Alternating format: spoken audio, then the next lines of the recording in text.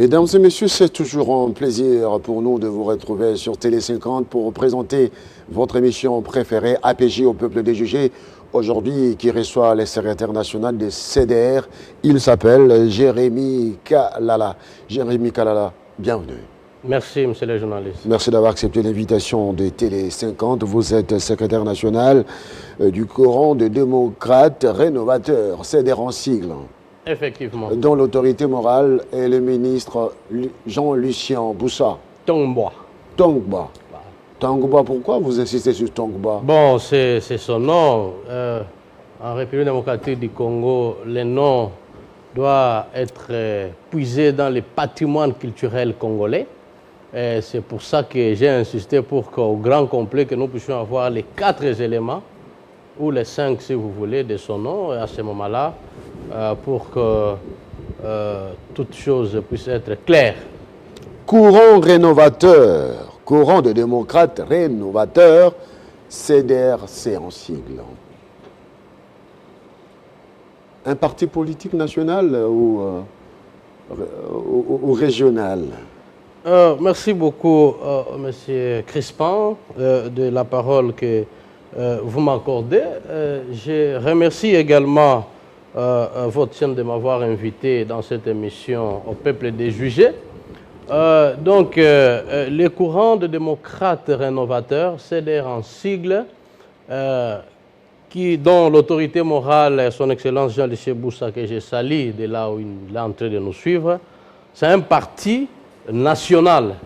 Donc, un parti créé par arrêté numéro 100/2013 du 17 décembre 2013. Donc c'est un parti politique qui fonctionne normalement, régulièrement. Voilà. Mais quelle est la philosophie de ce parti politique? Merci beaucoup. Le CDR, je voudrais ici vous dire que le CDR, comme étant un parti politique, il est dans un regroupement politique qu'on appelle Coalition des démocrates Code. C'est sur cette liste qu'elle est partie aux élections du 30 décembre 2018. Mais le CDR, c'est un parti qui prône toutes les valeurs morales, la justice, l'état des droits. Donc, toutes les notions démocratiques se retrouvent au CDR. Donc, le CDR, en ce qui concerne, par exemple, son idéologie, sur le plan politique, il opte pour la démocratie libérale. Au plan économique, le CDR milite pour le libéralisme. Enfin, en ce qui concerne le social, le CDR opte pour la solidarité. Donc voilà, d'une manière ramassée, ce que c'est le CDR, qui est ouvert à l'adhésion de tous les Congolais sans discrimination pour servir le pays. Le multipartisme instauré en RDC vous permet de fonctionner. Est-ce que tous les partis politiques comprennent réellement leur rôle et l'enjeu qu'ils ont de pouvoir encadrer leurs militants pour que nous ayons des citoyens comprenant la vie politique? Merci beaucoup. Je ne me ferai pas porte-parole de tous les partis politiques. Et le vôtre? Mais plutôt je parlerai de mon parti, CDR. Les partis tels qu'initiés par l'autorité morale, son Excellence Jean-Lucien Boussa, il fonctionne conformément à la Constitution. Ce n'est pas une partie mallette, comme disait à l'époque le Sphinx de Limété, les partis qui n'ont pas de sièges, qui n'ont pas de militants, mais qui fonctionnent dans des mallettes.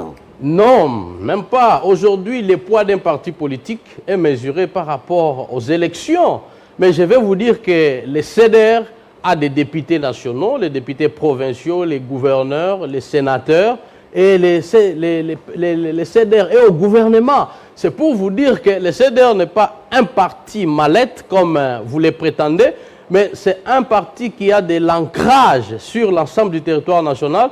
Aujourd'hui, si vous allez partout, vous allez voir les CDR implantés. D'ailleurs, implantés beaucoup plus à l'Équateur?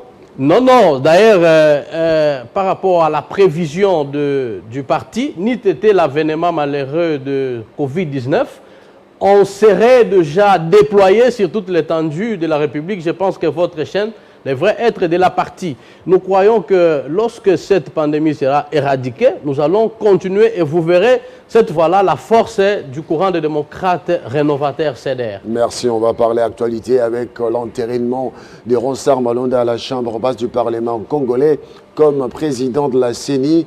Est-ce que l'entérinement de Ronsard Malonda, pour vous, répond aux normes démocratiques?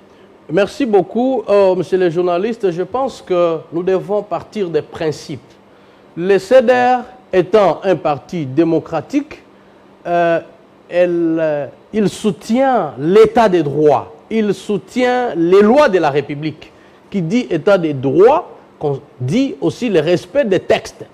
Mais allons de part... Est-ce que les choix de Malonda respectent le respect des textes? Effectivement, oui, ces choix respectent les textes, monsieur les journalistes. Pourquoi je l'ai dit? Lorsque vous lisez l'exposé des motifs de la loi numéro 13, la loi portant organisation et fonctionnement de la CENI, dans l'exposé... La loi organique.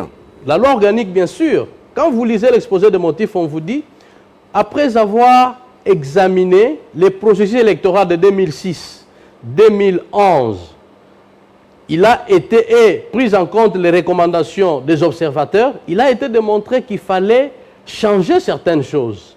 C'est alors que, parmi les changements, on a voulu responsabiliser, impliquer la société civile comme la troisième composante à côté de la majorité et de l'opposition.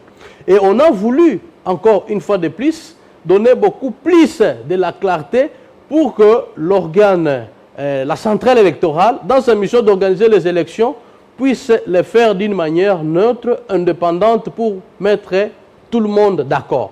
Lorsque nous revenons à l'article 10 de la loi organique portant organisation et fonctionnement de la CENI, il est prévu 13 membres au niveau de la CENI.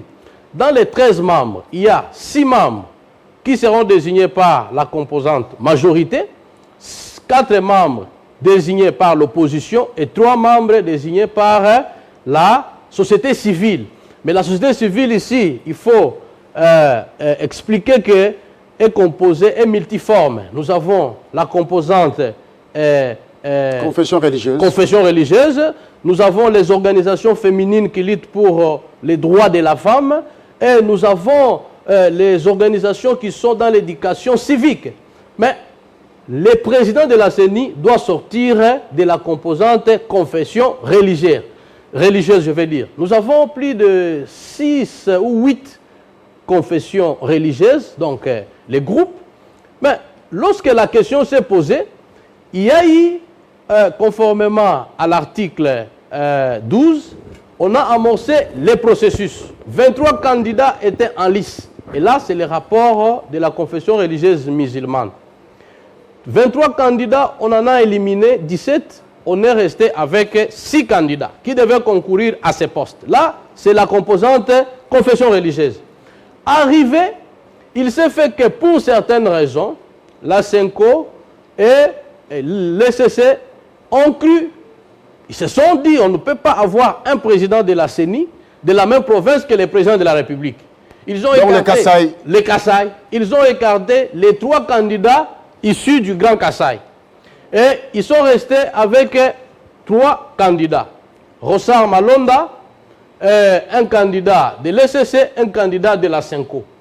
Mais pour des raisons propres à la CENCO a voulu soutenir la candidature de l'ECC.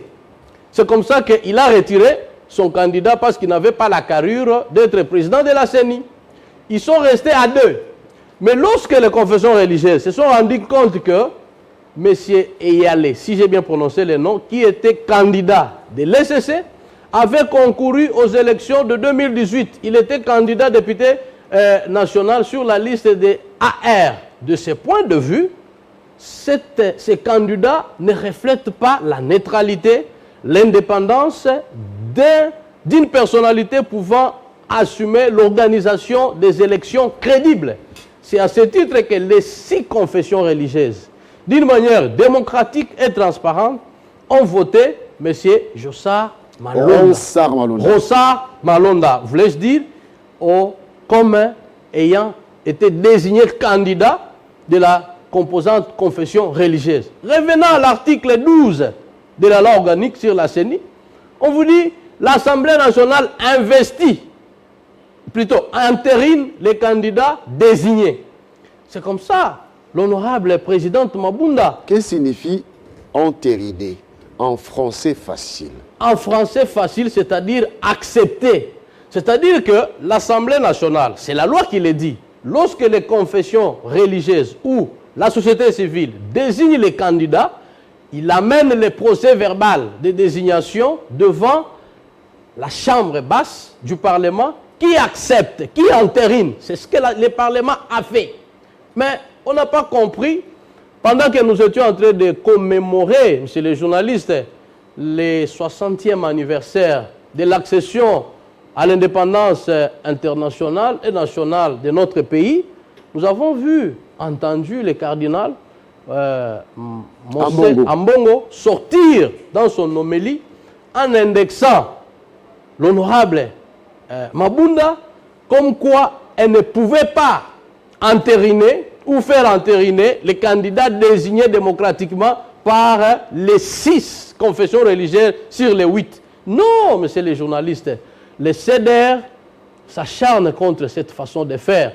L'Église catholique et l'ensemble de la société civile a toujours fustigé que les politiques ne parviennent pas à trouver un consensus lorsqu'il s'agit de la gestion des questions d'État. Mais voilà la preuve. Ils ne sont qu'au nombre de 8. Mais pourquoi ils n'ont pas pu trouver un consensus pour nous donner un candidat? À défaut du consensus, nous sommes dans la démocratie. Le vote a prévalu sur toutes les divergences qu'il y avait. Donc aujourd'hui, il n'y a pas de raison de fustiger qui que ce soit parce que c'est une question institutionnelle, messieurs les journalistes. C'est une question qui ne concerne pas ni l'ancien président Joseph Kabila, ni Mme Janine Mabunda, encore moins le président de la République qui doit prendre une ordonnance pour investir les candidats désignés conformément à l'article 12. La question est de savoir pourquoi ne pas attendre les réformes de la loi organique portant fonctionnement de la CENI avant les choix des animateurs. C'est ce que les autres disent. Merci beaucoup. Messieurs les journalistes, je vais vous dire une chose. Lorsque vous lisez l'article 12 de la loi organique, on vous dit l'Assemblée nationale entérine les candidats désignés. On ne dit pas que l'Assemblée nationale va initier les processus de désignation. Non, on ne dit pas ça. Ce sont les confessions religieuses eux-mêmes qui ont compris à ce que pour le moment est favorable pour que nous puissions désigner notre candidat qui sera président. Et cela ne veut pas dire qu'on a refusé qu'on puisse réformer, même si on pouvait aujourd'hui revoir quelques dispositifs au niveau de la centrale électorale, ce n'est pas pour dire qu'il n'y aura pas un président. Non, la CENI sera dirigée toujours par un président. Mais c'est l'initiative propre aux confessions religieuses qui sont parties amorcer ce processus et à l'issue de la désignation de Malonda, l'Assemblée nationale a simplement entériné conformément à l'article 12. On ne peut pas ici imputer cela à l'Assemblée nationale. Parce que quand le processus a commencé, l'Assemblée nationale n'est jamais intervenue dans ce processus-là.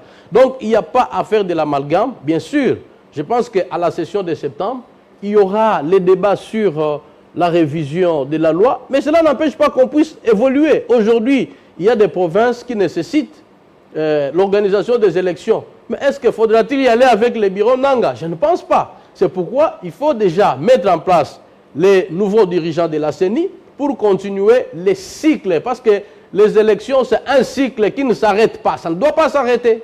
Mais pour le choix des animateurs de la CENI a toujours, surtout du président de la CENI, la Commission électorale nationale indépendante, a toujours été à la base du discours. On se rappelle de l'abbé Malou Malou contesté.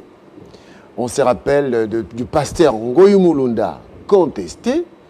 Du Corneille Nanga contesté. Mais Corneille Nanga, à la fin, les élections ont abouti à l'alternance. Pourquoi les Congolais ont toujours la manie de contester? Voilà. Monsieur les journalistes, je vais vous dire que dans tous les États du monde, les contestations à l'issue des élections ne manquent pas. Pour vous en dire plus, les États-Unis... Ici, je ne parle pas des élections, mais je parle des animateurs. Effectivement, j'y arrive, parce que les animateurs, c'est déjà un processus électoral.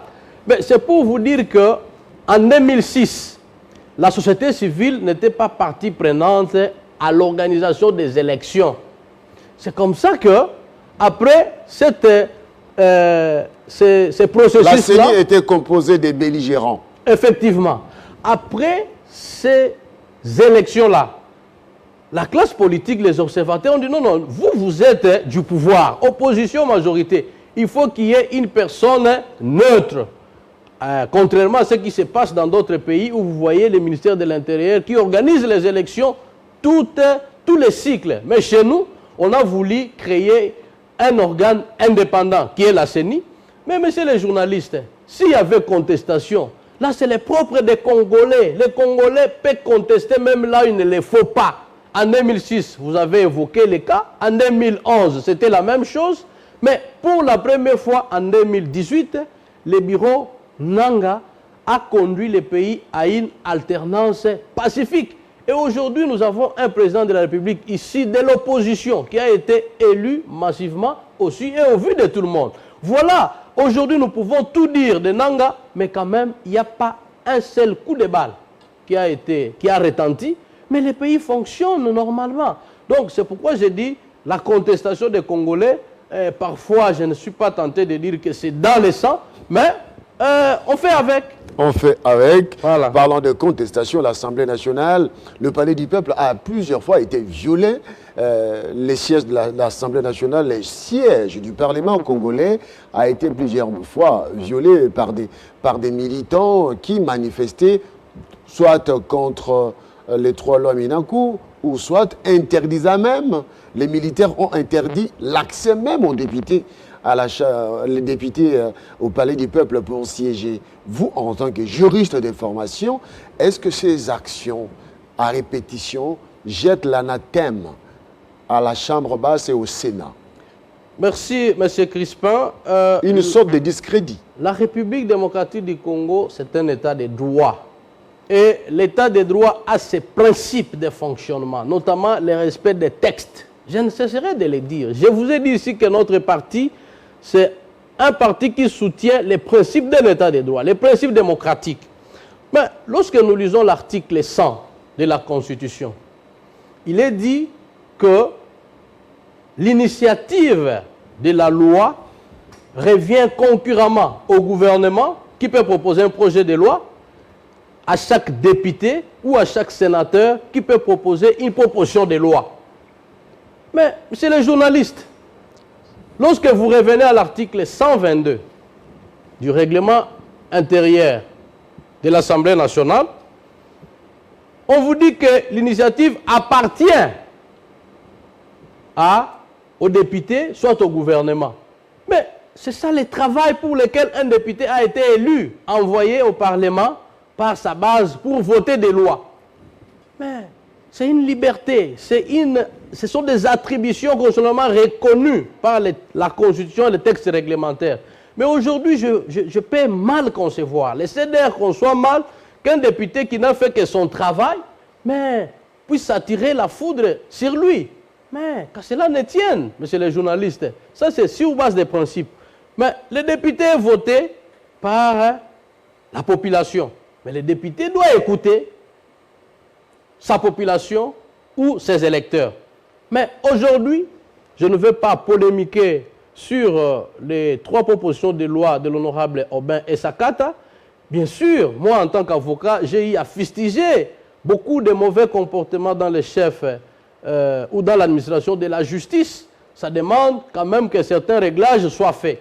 Mais aujourd'hui, les CDR se félicitent de la calmie qui règne, du calme, après que ces trois propositions de loi soient renvoyées à la session de septembre pour la poursuite de leur traitement. Donc, de ce point de vue, messieurs les journalistes, ça ne donne pas droit à ce que l'Assemblée nationale, son siège, considérée comme une zone neutre, conformément excusez-moi, à l'article 6 de son règlement intérieur, ne peut pas être violée. Donc, sa cour, les avenirs tout autour de son enceinte doivent demeurer inviolables. Il y a un alinéa, je pense, alinéa 4, si je ne m'abuse, de l'article 6, qui dit que toute autorité, aucune autorité judiciaire, militaire, ne peut y exercer ses prérogatives sans l'autorisation ni l'accord du président ou de la présidente de l'Assemblée nationale. Ça a été le cas. Mais voilà. Ça a été le cas le 12 mai. C'est pourquoi le CEDER, au-delà du fait qu'il y avait un communiqué qui a été fait par la CODE, son regroupement politique, le CEDER s'insurge contre cette façon de faire qui ne renforce pas les principes d'un état de droit. Donc, le Parlement ne peut pas être envahi par n'importe qui à tout moment, empêchant les élus légitimes du peuple de bien faire leur travail. C'est là le rôle de vous, acteurs politiques, d'encadrer vos militants pour réellement les donner les b.a.-ba de la vie politique. On se rappelle, moi je me rappelle de M. Laurent Désiré Kabila qui avait organisé ce qu'on appelait à l'époque l'école de formation des camarades ou des militants, j'ai oublié les noms, mais du moins on communique la vision, on communique le civisme, mais les partis politiques aujourd'hui sont plus vivaces que pendant la campagne électorale, on le voit sur le terrain. Après la campagne électorale, c'est autre chose. Ce qui n'est pas le cas au CEDER. Ce qui n'est pas le cas au CEDER. Au CEDER, nous avons les séances d'encadrement de nos militants. Mais à quelle fréquence? Ok. Merci beaucoup, monsieur le journaliste. Donc, chez nous, au CEDER, il y a des séances d'éducation civique conformément à la loi sur les partis politiques. Donc, nos militants sont informés de tout ce qui se passe au niveau institutionnel et nos militants ne peuvent pas, un bon matin, se réveiller. Non, ils comprennent comment ça fonctionne. Ils comprennent le rôle d'un député, c'est de voter des lois, c'est d'être en avant-plan d'une proposition de loi. Mais nos militants ne peuvent pas, un bon jour, se réveiller, aller violer les sièges de l'Assemblée nationale. Non, nos militants connaissent la loi. Donc, je pense que ce qui se passe ailleurs, ce n'est pas pareil au CEDER. Donc, nous faisons le maximum pour rester dans la ligne droite tracée par les textes qui régissent les partis politiques ainsi que la Constitution. Et tout ça arrive pendant la crise du Covid-19. Vous qui êtes un parti politique du FCC, donc majoritaire au Parlement, pensez-vous qu'il est nécessaire de proroger une fois de plus l'état d'urgence? Ok, merci beaucoup, M. Crispin. Je pense qu'il est encore nécessaire, de maintenir l'état d'urgence. Pourquoi? Parce qu'aujourd'hui, là, la Covid a des effets néfastes de par le monde et ce qui n'épargne pas notre pays. Aujourd'hui, si je ne m'abuse, nous sommes à 7221 cas confirmés, à 175 décès, à plus de 1000 personnes guéries. Jérémy Kalala, oui, vous parlez, vous faites le bilan d'autant de cas, 7000. Mais la population ne comprend pas comment est-ce que cette pandémie est gérée, parce qu'il y a même, nous avons suivi les informations, le membre du comité de suivi du Covid-19, comité de riposte, sont en grève pour 3 mois d'arriérés de salaire. Merci, monsieur le journaliste. Où sont passés les 10 millions?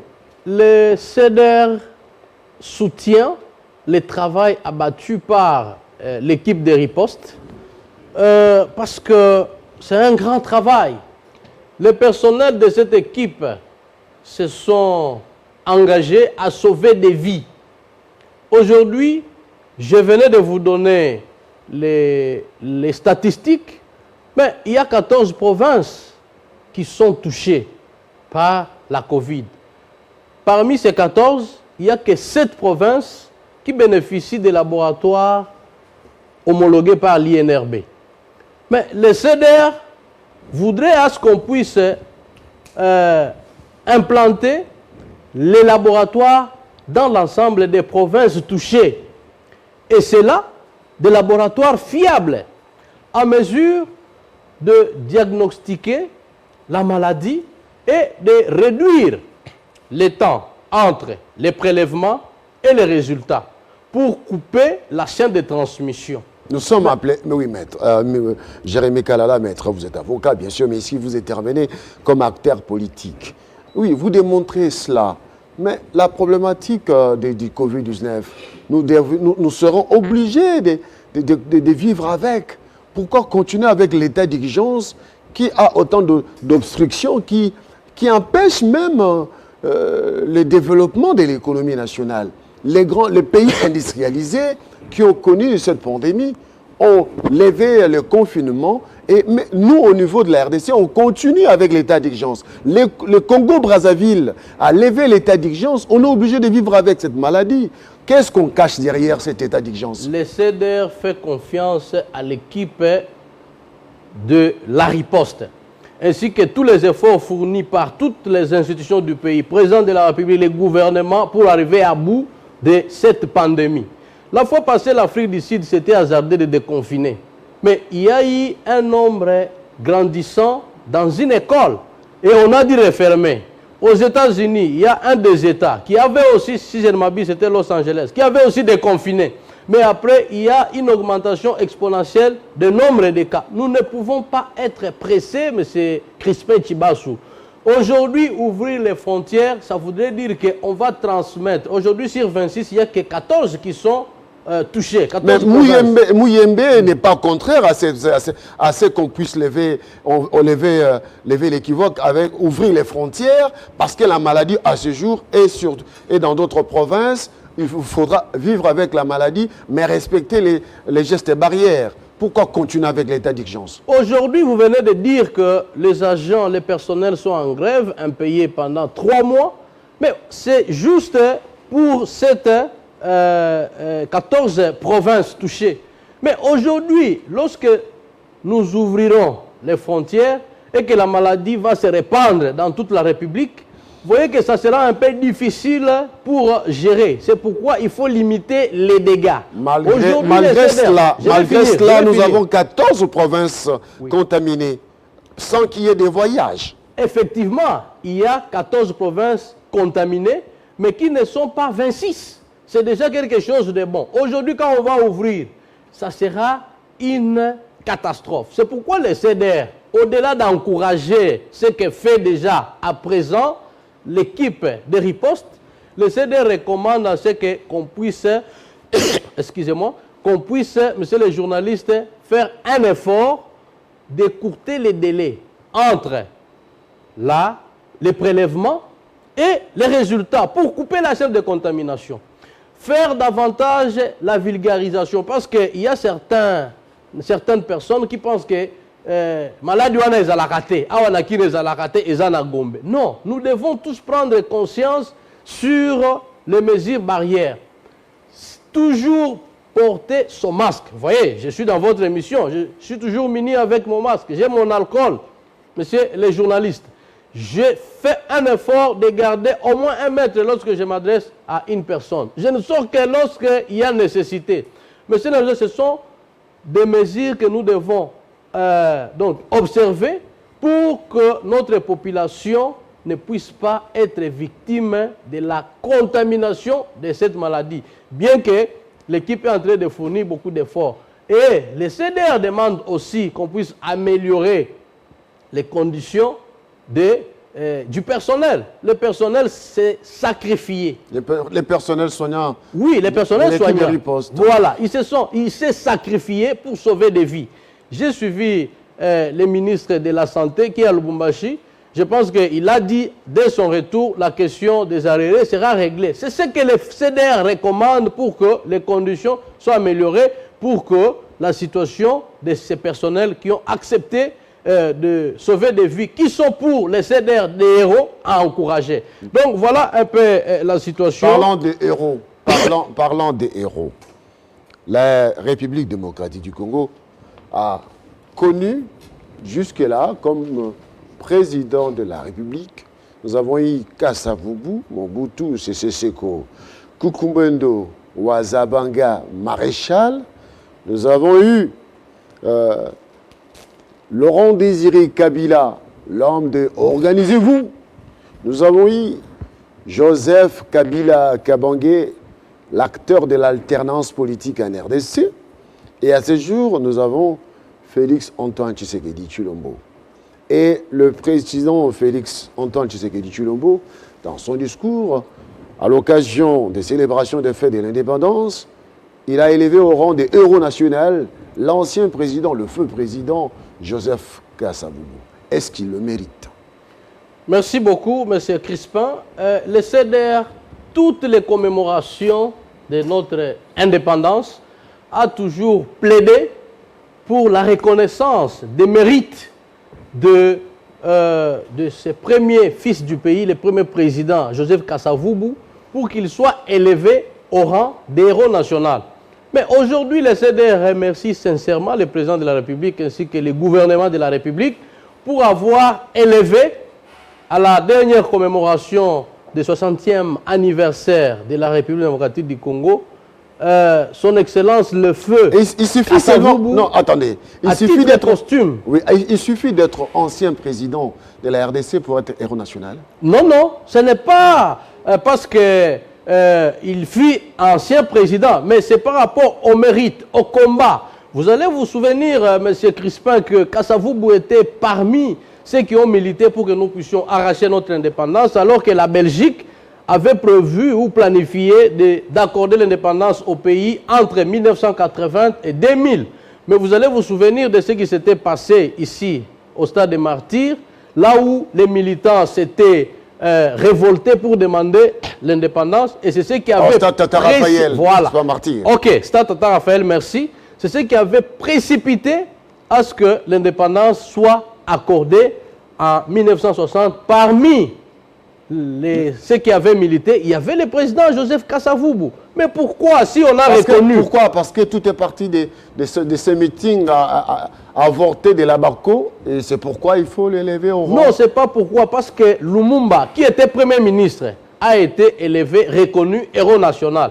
Mais pourquoi Kasavubu, qui était président de la République et qui a milité au même titre que Lumumba, ne pouvait pas, monsieur les journalistes, être élevé au rang d'héros national? C'est pourquoi nous remercions le président de la République qui s'est rappelé de la personne de Kasavubu, longtemps oubliée, mais légitimement, aujourd'hui, il est rendu dans ses droits. J'aimerais terminer peut-être, monsieur les journalistes, quand on parle de Kasavubu, je me retrouve en 1900, quand on voudrait assassiner Lumumba, l'Église catholique était toujours derrière cette histoire de Lumumba, l'accusant des communistes.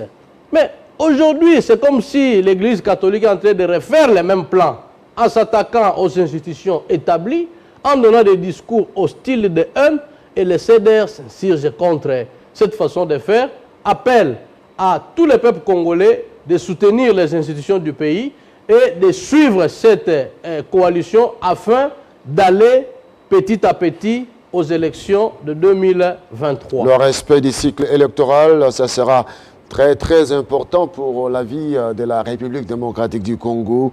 Ce cycle électoral ne peut s'organiser que s'il y a la paix, l'unité et la cohésion nationale. Eh bien, la RDC a connu autant de crises, mais la RDC a tenu debout.